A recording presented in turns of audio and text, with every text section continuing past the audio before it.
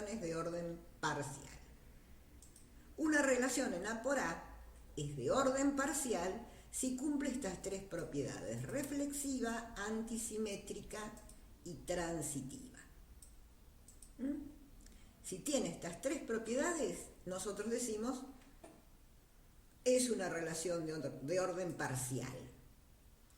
Un conjunto parcialmente ordenado por esta relación, vamos a decir que es totalmente ordenado cuando cumpla que para todo par de elementos en AB, A es menor o igual que B o B es menor o igual que A. Pero esto ya lo sabemos nosotros, porque cuando estudiamos los números reales con el menor o igual, nosotros sabíamos que R está totalmente ordenado, ya que para todo AB en R se cumple la ley de las tres posibilidades: o A es menor que B, o A es igual a B, o B es menor que A.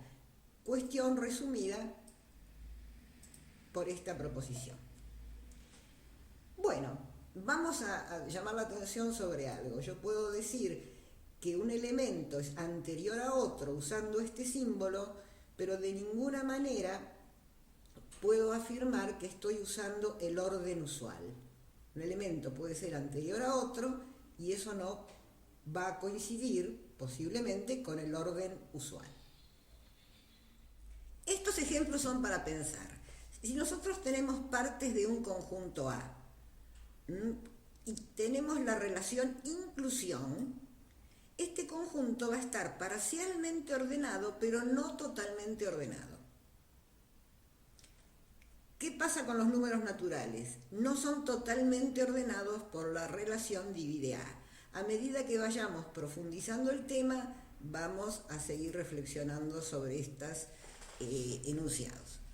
Bien, una cosa importante para conocer bien el orden de un conjunto, para visualizar mejor el orden de un conjunto, nosotros podemos hacer un diagrama que se llama el diagrama de Hayes. Este diagrama tiene ciertas reglas. Primero, cada elemento se designa de una manera clara. Y la situación que A es anterior a B se grafica de esta forma: A abajo y B arriba, pero unido con una línea. A está relacionado con B como A está antes que B. Esto nos dice que A y B son comparables porque está conectado por una línea o, cuando veamos más adelante, por una sucesión de líneas. Cuando nosotros hablamos de orden, siempre tenemos una pregunta que va a surgir naturalmente: ¿cuál es el más grande? ¿Cuál es el más chico? ¿El más grande está en el conjunto? ¿No está? Y ese tipo de interrogantes. Ahora, para responder a eso, nosotros vamos a ir definiendo algunos elementos importantes en el orden parcial. ¿Qué es un elemento maximal en un conjunto que está ordenado parcialmente? Son aquellos elementos que no tienen ningún elemento que lo supere. Es decir, X va a ser maximal si para todo I en A, X es menor o igual que Y, redunda en que X debe ser igual a Y. O sea, no puede haber uno que lo supere. No, son iguales. Lo mismo pasa con un elemento minimal. ¿Qué va a ser un elemento minimal? Va a ser al revés. Va a ser aquel elemento que no hay ninguno que sea estrictamente menor que él. Entonces, si hay alguno que es menor, vamos a decir que es igual. ¿Qué será un elemento máximo? Un elemento máximo tiene que cumplir dos condiciones. Primero, que sea un elemento de A, que esté en A. Y además, que sea mayor o igual que todos los elementos de A. Asimismo, un elemento mínimo es un elemento de A, está en A, y es menor o igual que todos los elementos de A. Ahora, si nosotros tenemos un subconjunto de A, vamos a decir que X en A es cota superior de B si X es mayor o igual que todos los elementos de B. Y vamos a decir que es cota inferior de B,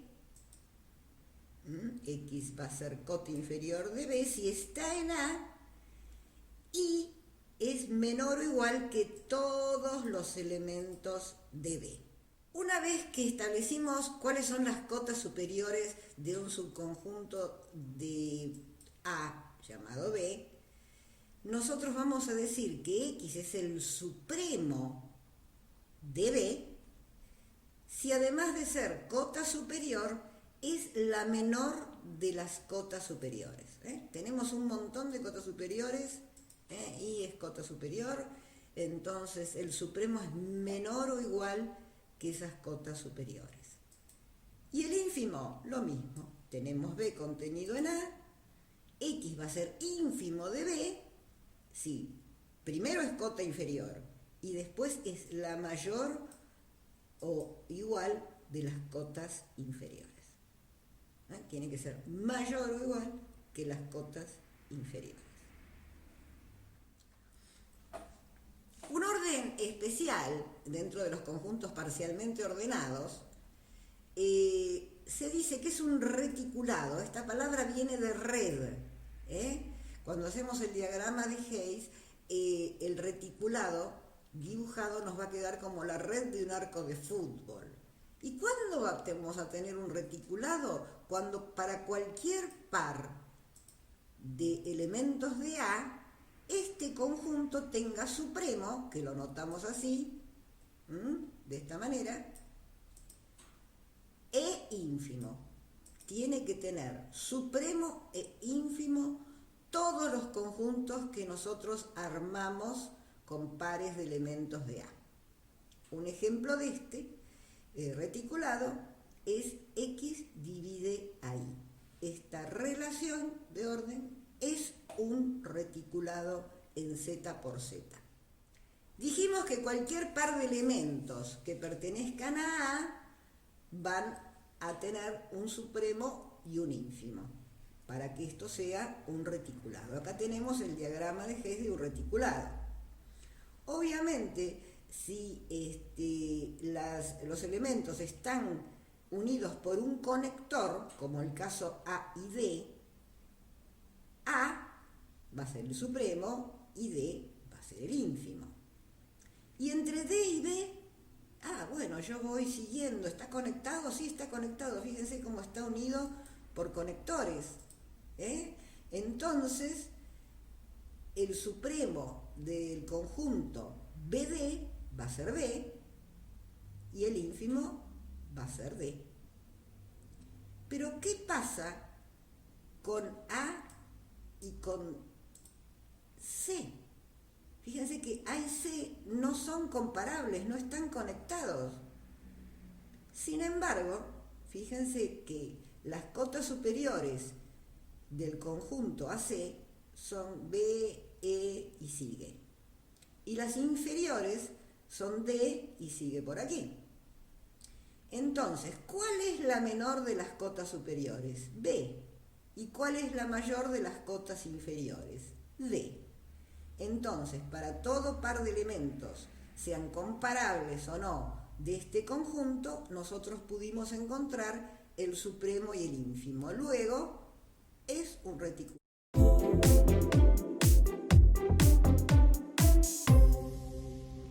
El ejercicio 5 de la práctica nos presenta un conjunto que va del 1 al 10 y en ese conjunto se ha definido un orden parcial dado por el diagrama siguiente.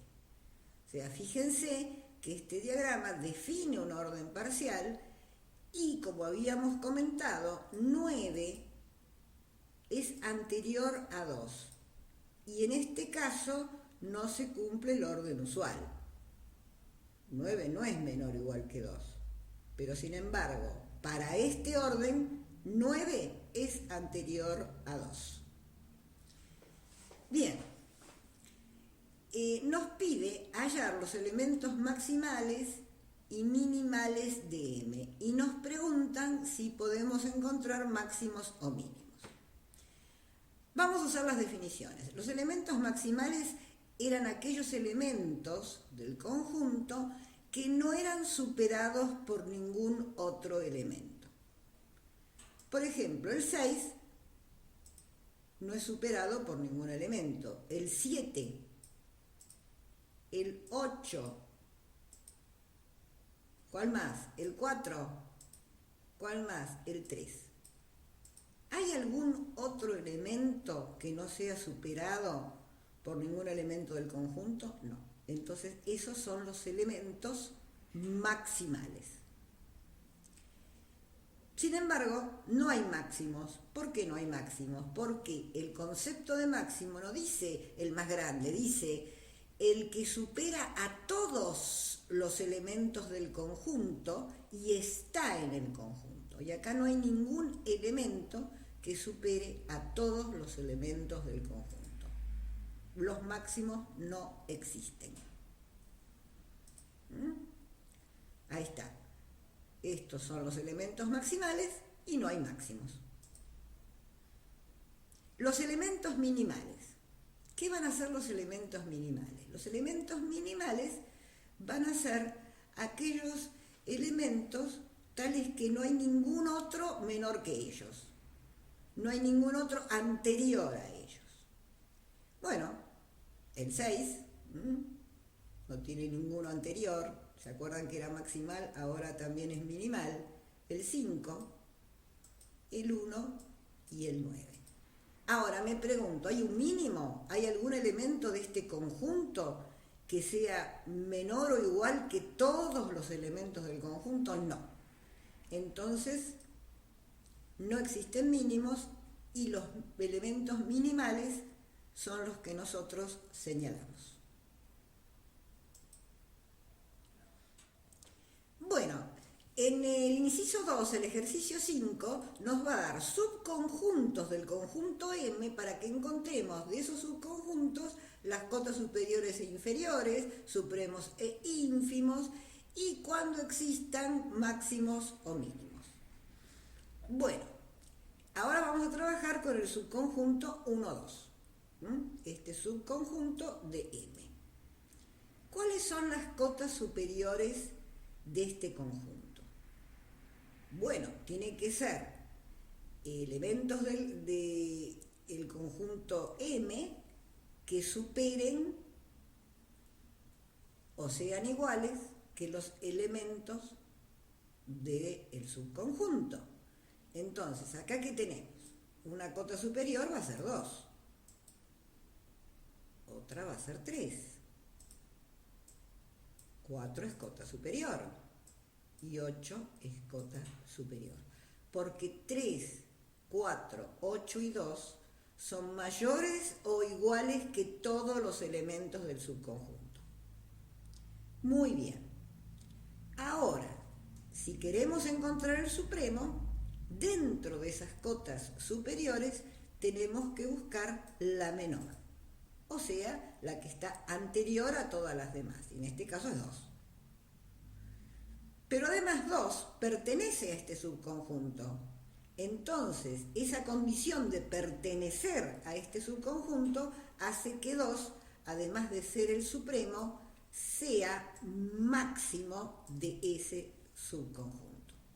Veamos qué pasa con este subconjunto de M y sus cotas inferiores. Bueno, el subconjunto 1,2 tiene una sola cota inferior, que es el 1. Por lo tanto, esta es la mayor de las cotas inferiores y además, como está en el subconjunto, también va a ser el mínimo. Quiere decir que el conjunto de cotas inferiores es el conjunto 1, el ínfimo es 1 y el mínimo es 1. Vamos a tomar otro subconjunto ahora, el 5, 7, 10. Las cotas superiores de este subconjunto son los elementos que están en M y superan a todos los elementos del subconjunto, en este caso es 7. Entonces el supremo va a ser 7 y como está en el subconjunto va a ser el máximo. En el caso de las cotas inferiores, ¿quién va a ser cota inferior de este subconjunto? 5 solamente. Entonces 5 va a ser el ínfimo porque va a ser la mayor de las cotas inferiores y como está en el subconjunto va a ser el mínimo.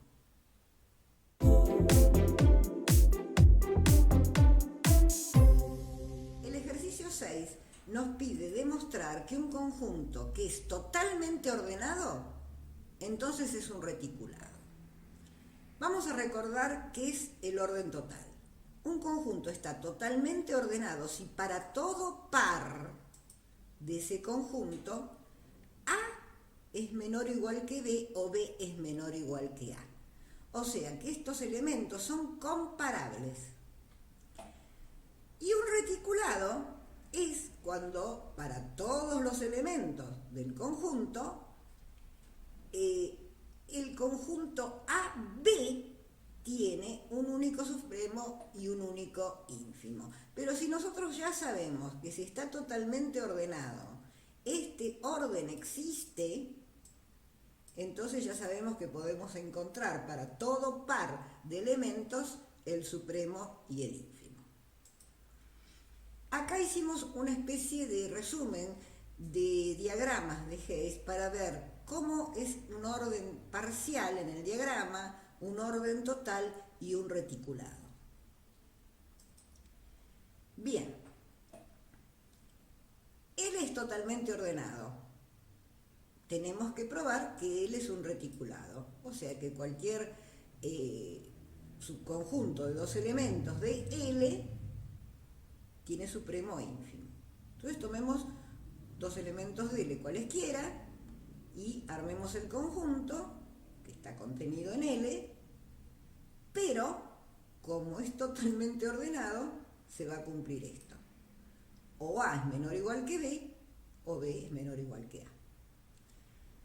Entonces, nosotros podemos calcular el supremo para cada una de estas condiciones. Si A es menor o igual que B, el supremo será B. Ahora, si B es menor o igual que A, el supremo será A. Y lo mismo pasa para el ínfimo. Según cuál de estas dos proposiciones sea la verdadera, el ínfimo será B o el ínfimo será A. Luego existe el supremo y el ínfimo para cualquier subconjunto arbitrario AB de L. Entonces, L con la relación menor o igual es un reticulado.